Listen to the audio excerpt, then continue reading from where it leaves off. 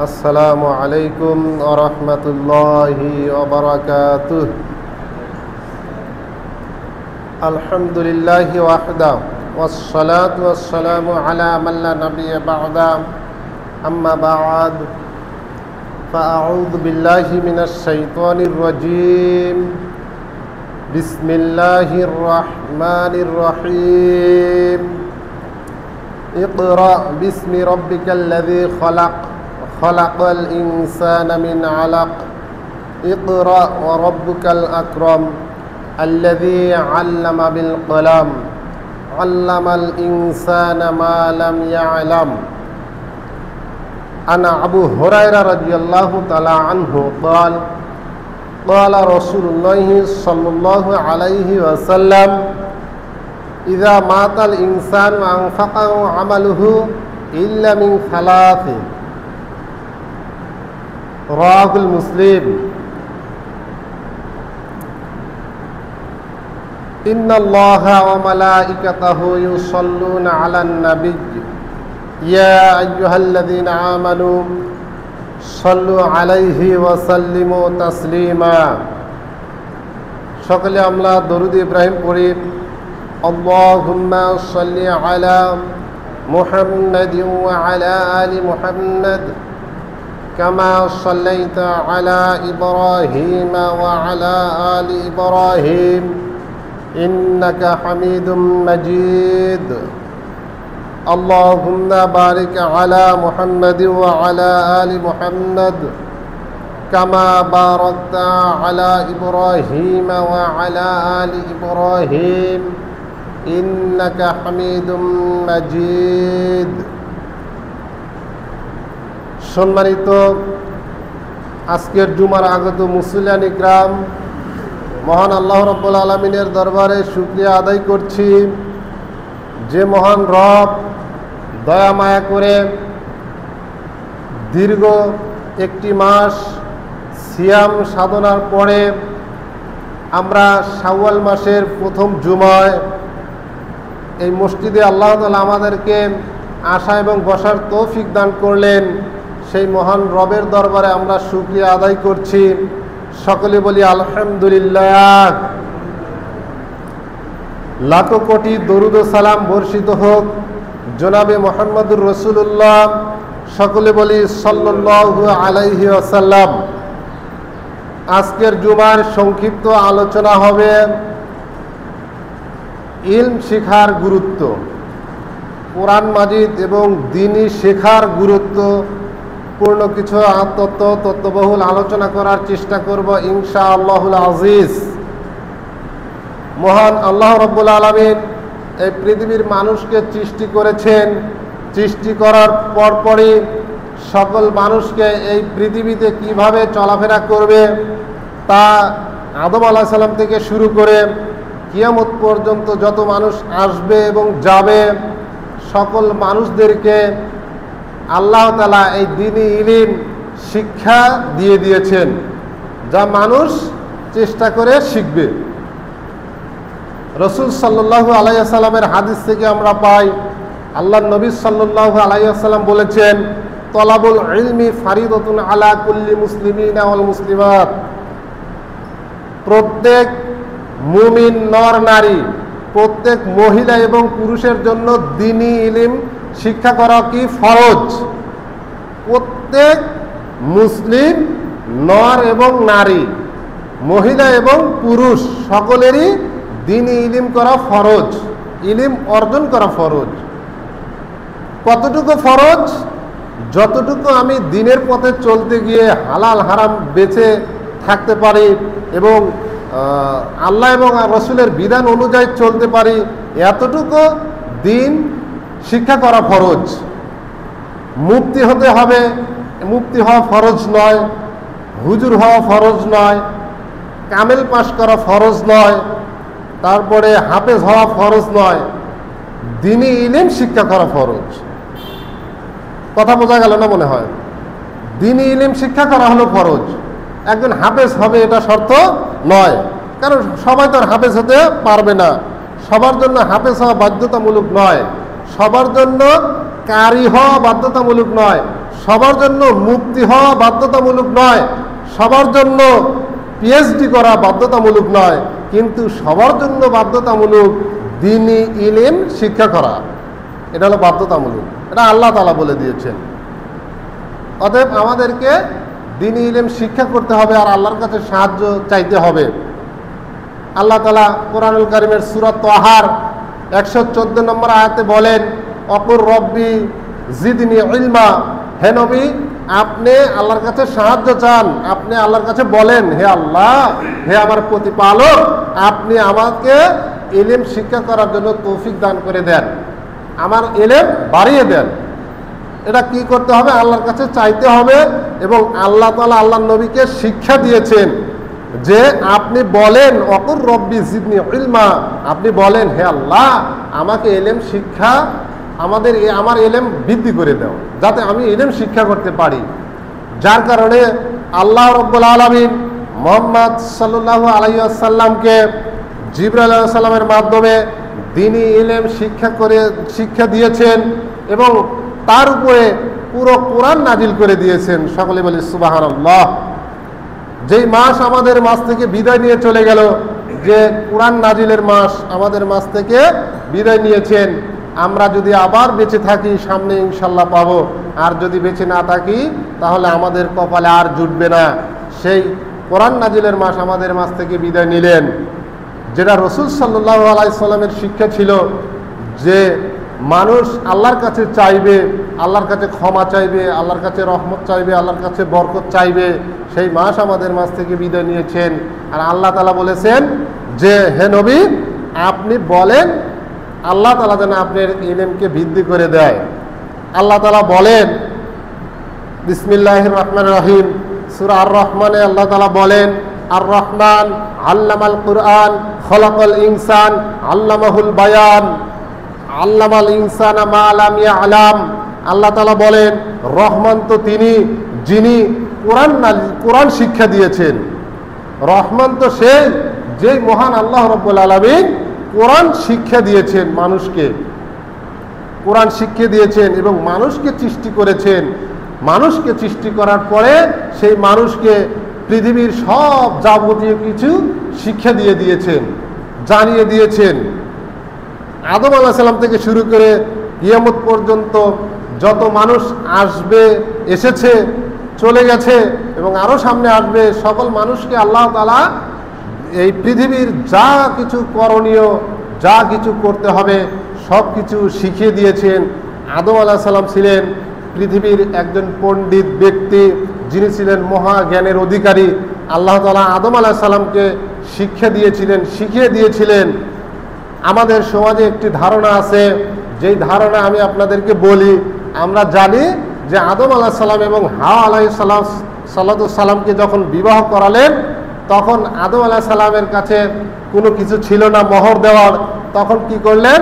আদম আলাইহিস সালাম বললেন যে রাসূল সাল্লাল্লাহু আলাইহি সাল্লামের নামে দরুদ পড়ে দিলেন। আর আল্লাহ তাআলা আদম আলাইহিস সালামকে বললেন যে তুমি রাসূল সাল্লাল্লাহু আলাইহি সাল্লামের নামে 10 বার দরুদ পড়ে দাও, তাহলে এটাই তোমার মোহর হবে। এটা আমাদের সমাজে চালু আছে, আমরা জানি, কিন্তু এই কথার কোনো ভিত্তি নেই। কেন নেই? কারণ আল্লাহ কোরআনে বলেছেন যে আদম আলাইহিস সালামকে আমি পৃথিবীর সব কিছু শিখিয়ে দিয়েছি। আর আদম আলাইহিস সালাম এটাই আল্লাহ শিক্ষা দেয় নাই যে কিভাবে বউকে হালাল করতে হয়। এটা কি আদম আলাইহিস সালাম তাকে শিক্ষা দেয় নাই? দিয়েছে।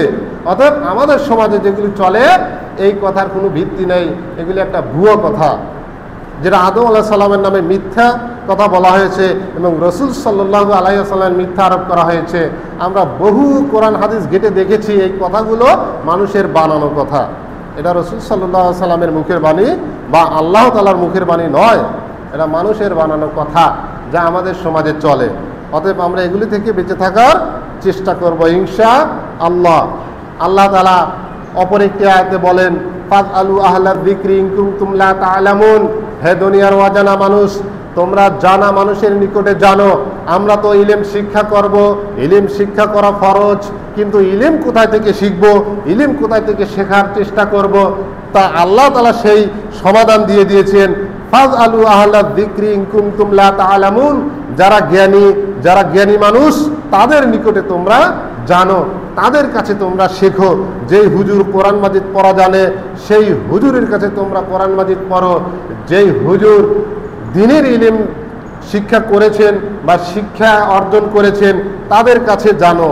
আল্লাহ তাআলা রসুল সাল্লাল্লাহু আলাইহি সাল্লামকে শিক্ষা দিয়েছেন জিবরাইল আলাইহিস সালামের মাধ্যম দিয়ে।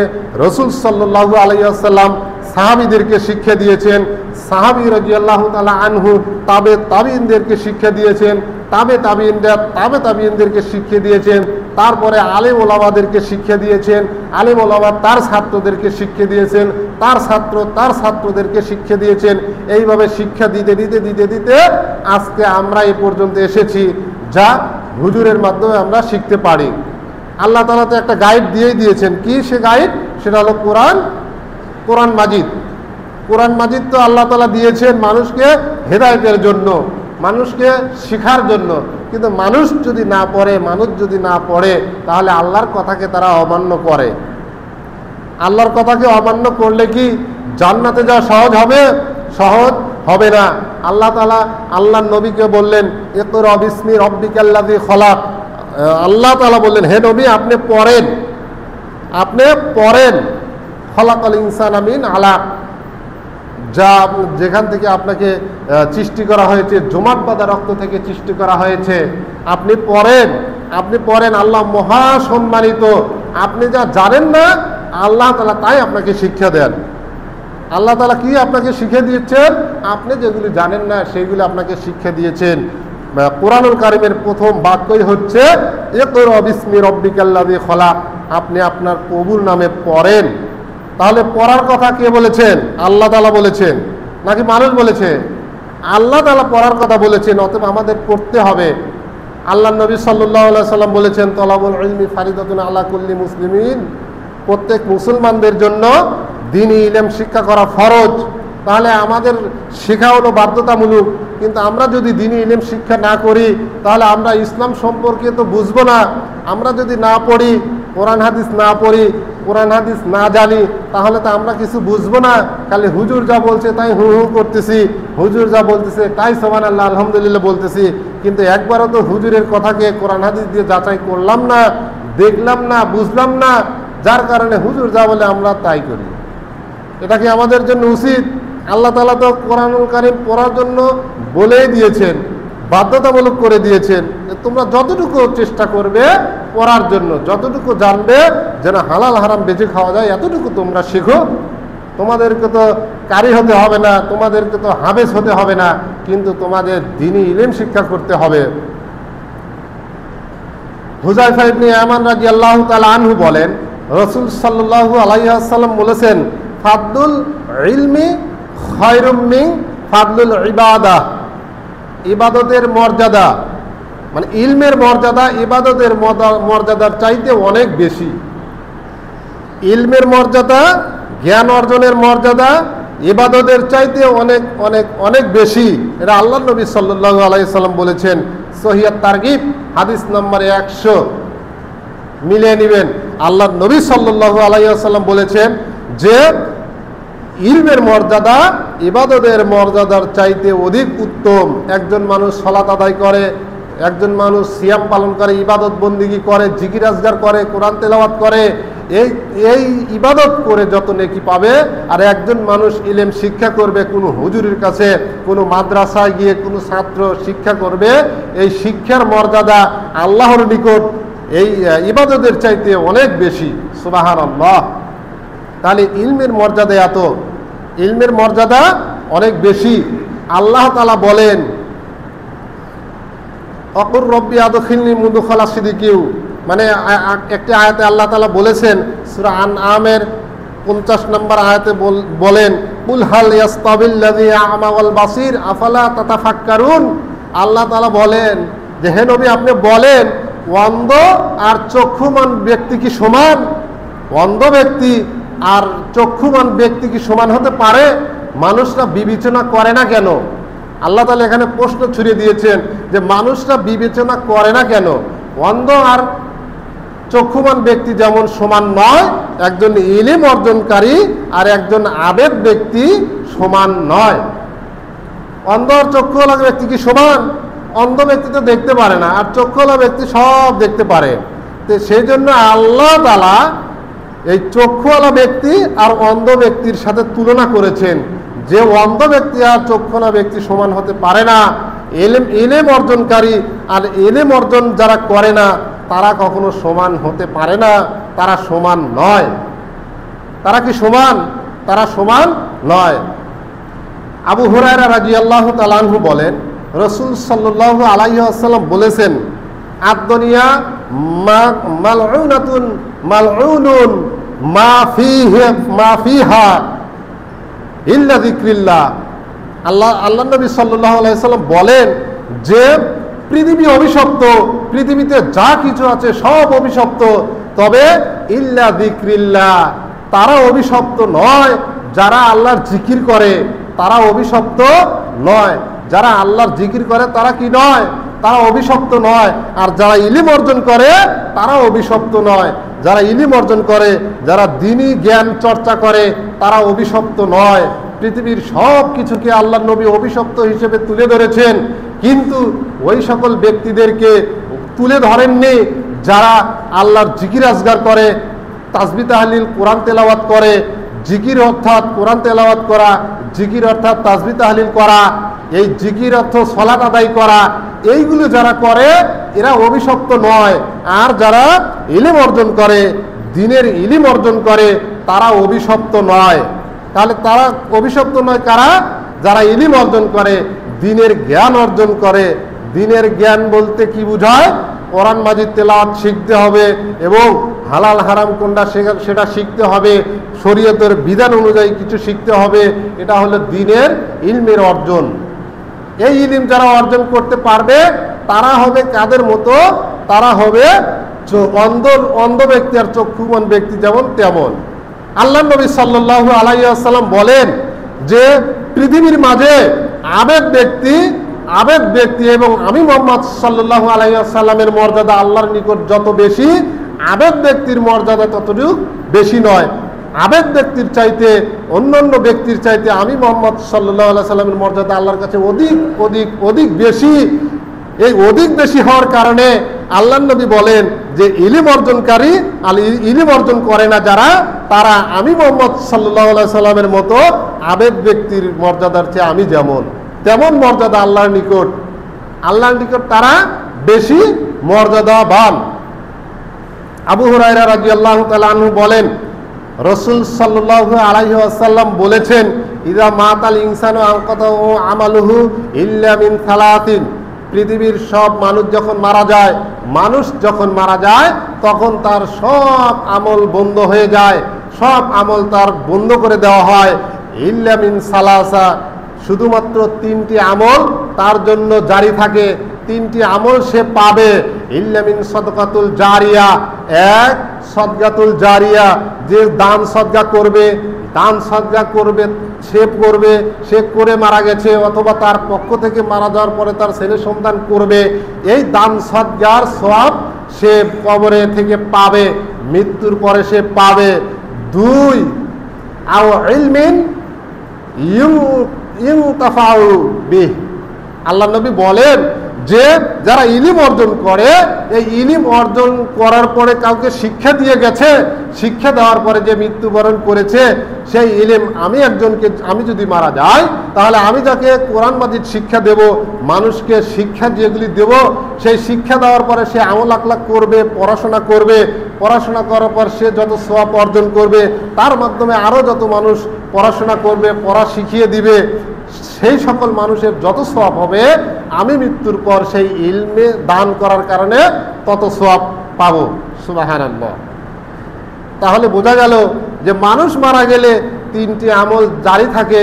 তার 1 নাম্বার হচ্ছে সদকাতুল জারিয়া, 2 নাম্বার হচ্ছে ইলম, যে ইলম আমি মানুষকে দান করে গিয়েছি, দান করে যাব, এরকম ইলমের কারণে আমি মৃত্যুর পরেও সওয়াব পেতে থাকবো। আর 3 হলো নেক সন্তান, আওয়ালাদিন সালিহিন ইয়াদউ বিহ।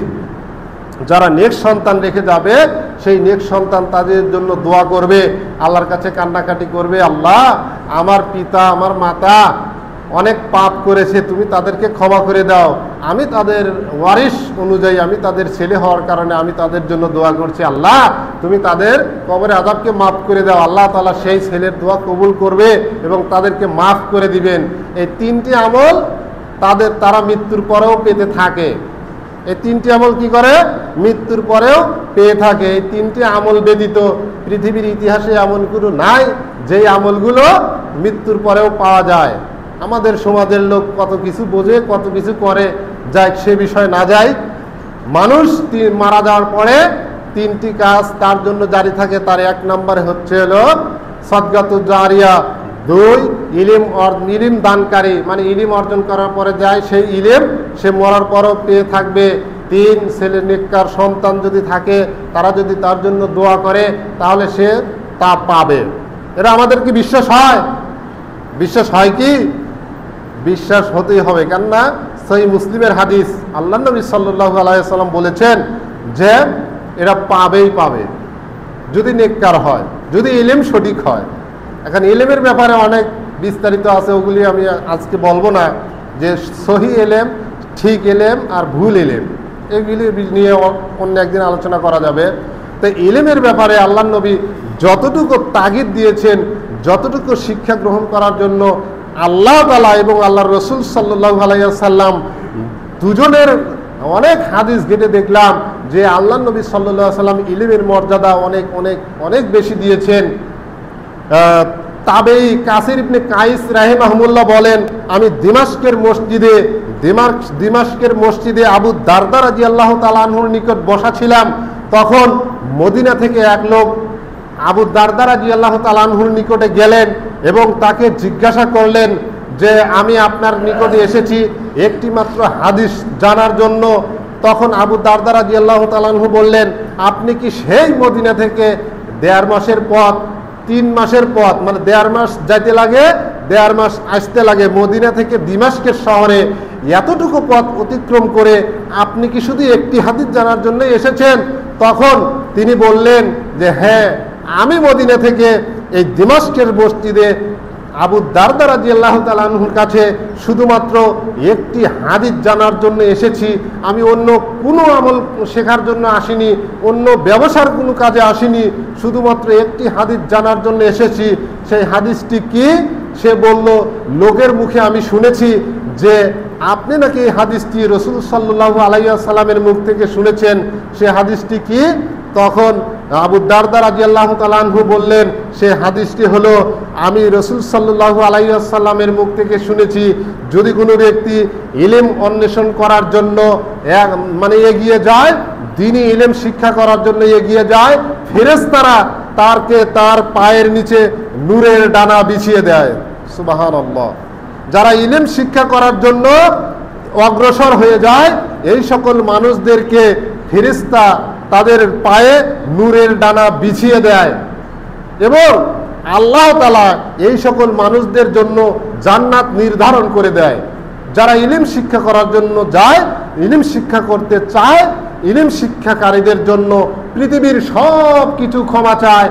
জ্বর, জীবজন্তু সব কিছু তাদের জন্য ক্ষমা চায়, তাদের জন্য ক্ষমা চায় এই বিল্ডিং, তাদের জন্য ক্ষমা চাইবে এই ফ্যান, তাদের জন্য ক্ষমা চাইবে এই গাছপালা, তাদের জন্য ক্ষমা চাইবে পশু পাখি, তাদের জন্য ক্ষমা চাইবে সব কিছু, তাদের জন্য ক্ষমা চাইবে এই টাইলস, তাদের জন্য ক্ষমা চাইবে এই জায়নামাজ, জীব জন্তু জড় পদার্থ যা কিছু আছে সব কিছু তাদের জন্য আল্লাহর নিকট ক্ষমা প্রার্থনা করেন। হে আল্লাহ, এই ব্যক্তি ইলম অন্বেষণ করার জন্য অগ্রসর হয়েছে, তুমি তাদের সব পাপকে ক্ষমা করে দাও এবং তাদের তুমি জীবনের গুনাহগুলো ক্ষমা করে দাও। তারা ইলম শিক্ষা করার জন্য অগ্রসর হচ্ছে, তাদেরকে তুমি উচ্চ মর্যাদায় পৌঁছিয়ে দাও। এই দোয়া করতে থাকে পৃথিবীর সব মানুষের জন্য দোয়া করে না, কিন্তু কাদের জন্য করে? যারা ইলম অন্বেষণ করে, যারা জ্ঞান চর্চা করে, জ্ঞান চর্চাকারীদের জন্য আল্লাহ নবী সাল্লাল্লাহু আলাইহি ওয়াসাল্লাম বলেছেন তাদের জন্য ক্ষমা চাইবে পৃথিবীর সব পিপিলিকা, তাদের জন্য ক্ষমা চাইবে গরু বাছুর হাঁস মুরগি ছাগল ভেড়া, সব কিছু তাদের জন্য ক্ষমা চাইবে। অতএব আমরা মনে হচ্ছে যে আমরা বয়স বেশি হয়ে গেছে তাই আমরা পড়াশোনা করতে পারবো না, আমরা ফজরের সালাতের পরে, মাগরিবের সালাতের পরে একটি সূরা হলেও আমরা শেখার চেষ্টা করব। একটি সূরাও যদি আমি শুদ্ধ করে তেলাওয়াত করার চেষ্টা করি, তাহলে আমার জন্য ফেরেশতারা কি করবে? নূরের পর বিছিয়ে দিবে। আর যদি আমরা শুধু নামাজ পড়ে চলে যাই, ঠিক মতো দোয়া দরুদ জানি না, ঠিক মতো দুই একটা সূরা জানি না, দুই একটা জানলেও সহি হয় না, আমরা ভালো করে বলতে পারি না, তাহলে আমাদের কি উচিত? আমাদেরকে উচিত হলো হুজুরের কাছে সুন্দর করে তেলাওয়াত করে শিখিয়ে নেওয়া। এখন হুজুর তো আর শেখার জন্য সবাইকে ডাকবে না যে আসেন আমার কাছে সবাই শেখেন। হুজুর তো আর ডাকবে না, ডাকবে হলো যাদের প্রয়োজন তারা হুজুরের কাছে শেখার জন্য চেষ্টা করবে। শুধু মনে করি যে ছেলেমেলে যারা আছে ওরাই শিখবে, ওরাই মাদ্রাসায় পড়বে, ওরাই মাদ্রাসায় ভর্তি হবে, ওদের পড়াশোনা করা লাগবে, বৃদ্ধ হয়ে গেছি আমাদের পড়াশোনা করা লাগবে না, ঠিক এরকম মন্তব্য করা যাবে না। একজন মানুষ যতদিন বাঁচে, 60, 70, 80 বছর যতদিন বাঁচে, মৃত্যুর আগ পর্যন্ত যদি সে পড়ার জন্য অগ্রসর হয়ে যায়, মৃত্যুর আগ পর্যন্ত যদি 2টি সূরা সহি করার জন্য অগ্রসর হয়ে যায়, তাহলে তার জন্য ক্ষমা চাইবে পৃথিবীর জীবজন্তু, জড় পদার্থ সব কিছু তার জন্য ক্ষমা চাইবে। ফেরেশতারা নূরের পর তার ডানা বিছিয়ে দিবে। তাহলে এই সুযোগ আমাদের যেন হাতছাড়া না হয়। আমরা চাইব ইলম অন্বেষণ করব এবং সাথে সাথে আমাদের যেন ফেরেশতারা আমাদের ডানা বিছিয়ে দেয়, এগুলি তো আমরা সবাই চাইবো। আমরা চাই না সবাই? আল্লাহ তাআলা আমাদের জন্য জান্নাত নির্ধারণ করুক, এটা কি আমরা চাই? যদি জান্নাত আমরা নির্ধারণ করতে চাই, তাহলে আমাদেরকে ইলম অন্বেষণ করতে হবে।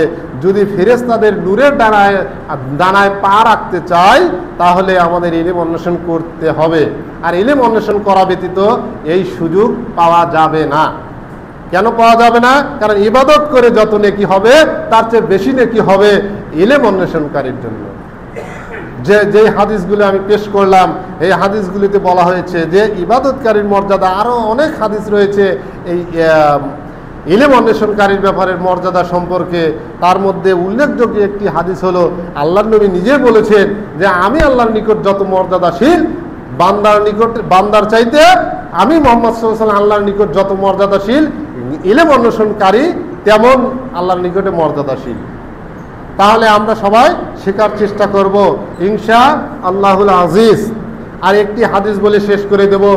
আবু আইয়ুব আনসারী রাদিয়াল্লাহু তাআলা আনহু বলেন, রাসূল সাল্লাল্লাহু আলাইহি ওয়াসাল্লাম বলেছেন, যারা রমজান মাসে একটি মাস সিয়াম পালন করেছে, এই সকল মানুষ শাওয়াল মাসের 6টি সিয়াম পালন করবে। আল্লাহ তাআলা তাদের সারা বছর সিয়াম পালন করলে যত নেকি হবে, তত নেকি তার আমলনামায় দিয়ে দিবেন। সুবহানাল্লাহ। বুঝতে পারেননি মনে হয়? যারা রমজান মাসে সিয়াম পালন করেছে, এখন রমজান মাসেই সারা মাস সিয়াম পালন করে নাই, এখন এসে করতেছে তাহলে 6টি সিয়াম পালন করি, তাদের জন্য এই সুযোগ নয়। এই সুযোগ তাদের জন্য যারা রমজান মাসে পুরো রমজান তারা সিয়াম পালন করেছেন, পুরো রমজান সিয়াম পালন করার পরে এবং এই শাওয়াল মাসে 6টি সিয়াম পালন করবে, 1 বছর সিয়াম রাখার সমান সওয়াব আল্লাহ তাআলা তার আমলনামায় দিয়ে দিবেন। সুবহানাল্লাহ। তাহলে এটা কি কম সওয়াব নাকি? সারা বছর কি সিয়াম পালন করার মতো সামর্থ্য আমাদের আছে? নাই। আমরা পারবো না, কখনোই পারবো না যে সারা বছর সিয়াম পালন করব। কারণ এই 6টি সিয়াম যদি আমরা পালন করি, তাহলে সারা বছর সিয়াম পালন করলাম। তাহলে আমরা এই 6টি সিয়াম পালন করার চেষ্টা করব ইনশাআল্লাহ। এই 6টি সিয়াম পালন করতে হবে শাওয়াল মাসে। শাওয়াল মাসের দ্বিতীয় দিন থেকে শুরু, মানে ঈদের দিনের পরের দিন থেকে শুরু, ঈদের পরের দিন থেকে শুরু করে শাওয়াল মাসের শেষ পর্যন্ত 6টি সিয়াম পালন করতে পারবে। কেউ যদি একদিন রাখার পরে একদিন ভেঙে ফেলে, তারপরে রাখতে পারে, কোনো সমস্যা নেই। একটানা 6 দিন রাখতে পারে, কোনো সমস্যা নেই। কিন্তু একদিন 2 দিন রাখলো, আবার একদিন হঠাৎ করে ভেঙে ফেললো বা কাজের জড়িয়তার কারণে সে রাখতে পারলো না, তাহলে একটা রাখার পরে 2 দিন পরে আবার রাখলে একটা, তাহলে 2টা হলো। তার 2 দিন পরে আরেকটা রাখলো, 3টা হলো। তার 2 দিন পরে আরেকটা রাখলো, 4টা হলো। এইভাবে 6টা পূরণ করলেই হবে।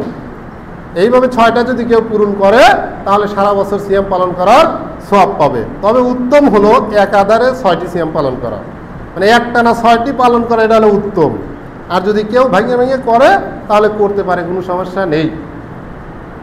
মহান আল্লাহ তাআলা আমাদেরকে সকলকে এই রমজান মাসের মোবারকের পরে যে 6টি সিয়াম, এই সিয়াম যেন আমরা পালন করতে পারি। আল্লাহ তাআলা আমাদেরকে সবাইকে তৌফিক দান করুন। সকলে বলি আল্লাহুম্মা আমিন। আল্লাহ, আমাদের এই গ্রাম থেকে যত মানুষ মারা গেছে মুমিন নাম নিয়ে, তুমি সকলের কবরে আযাবগুলো ক্ষমা করে দিন। সকলে বলি আল্লাহুম্মা আমিন। আল্লাহ, আমরা এখানে অসুস্থ আছি যারা, তাদেরকে তুমি সুস্থতা দান করো। সকলে বলি আল্লাহুম্মা আমিন। আমরা যারা ঋণ আছি তাদেরকে ঋণই পরিশোধ করার জন্য তৌফিক দান করেন। সকলে বলি আল্লাহুম্মা আমিন। আমরা যারা পাপী আছি সকলকে যেন আল্লাহ তাআলা পাপকে ক্ষমা করে দেন। সকলে বলি আল্লাহুম্মা আমিন। ওমা তৌফিক ইল্লা বিল্লাহি আলাইহি তাওয়াক্কালতু ওয়া ইলাইহি উনীব। সকলে যারা সুন্নত